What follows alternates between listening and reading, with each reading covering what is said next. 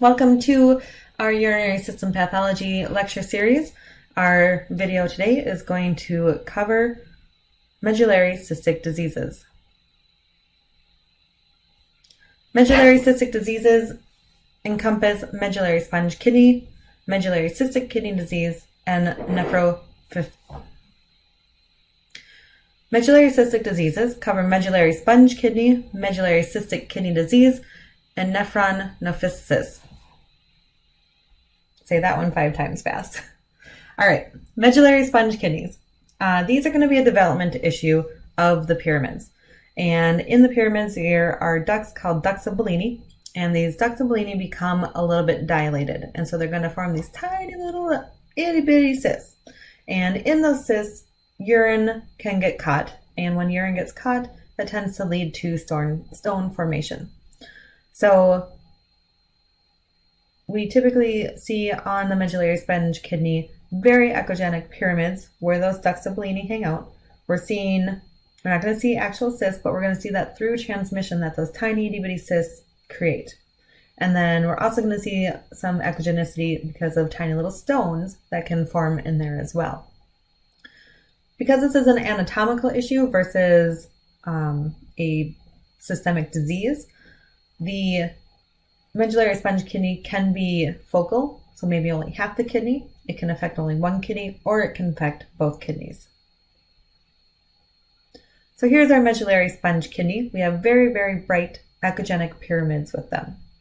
With the medullary sponge kidney as well, we're also going to see a decrease in the decrease in the cortex thickness. So we're going to see cortex that is measuring less than 1 centimeter. So remember that with medullary sponge kidney, there are tiny, tiny little cysts within these pyramids. They're so bright because we're seeing the interface of those cysts. We're seeing that through transmission of all of them, so that makes the pyramids look very, very bright. And then little stones can form within those little cysts as well, and that's just going to add to the brightness of the pyramids. The stones are so tiny, though, that they will not cause shadowing. So that is, again, why they look so bright. The next disease is medullary cystic kidney disease. And this is going to be an inherited disease. And this one also leads to renal failure. So remember, we had multicystic dysplastic kidney and medullary cystic kidney disease. Multicystic dysplastic kidney was not inherited. So remember, the medullary form is inherited. What tends to happen then is that cysts are going to form at the medullary and corticomedullary borders. So that's where the pyramids and the cortex join. We'll start to see cysts there start to form. And with that, the tubules start to get smaller, they shrink.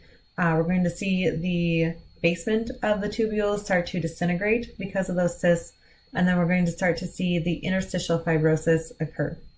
The interstitium is the tissue, kind of just the connective tissue that sits in between all the tubules and all the filtering parts of the kidney. So fibrosis can occur in there, and that really affects how things start to pass in and out of the kidney, and that's why it leads to renal failure. So again, those cysts affect the way that the kidneys function, and they can no longer concentrate urine the way that they're supposed to.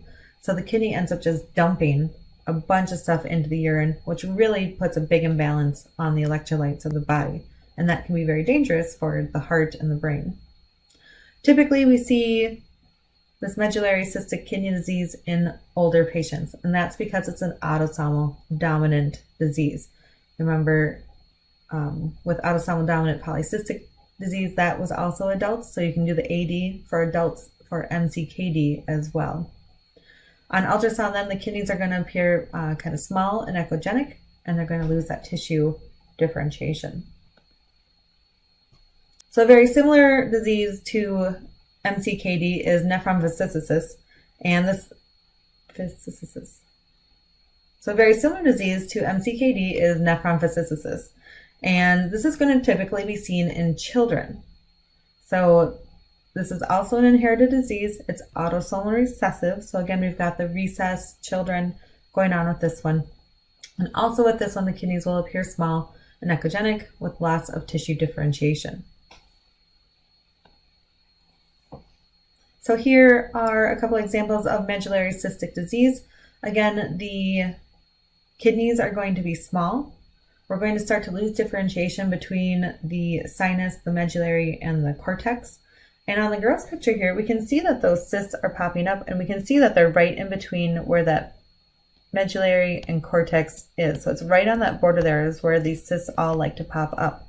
And because those cysts are right where a lot of that filtration is happening, the cysts really affect how the kidneys operate, and they start to dump a bunch of good things that the body needs, and it leads to renal failure. Typically, the cysts are going to be a little bit on the smaller side, under that 2 centimeter mark.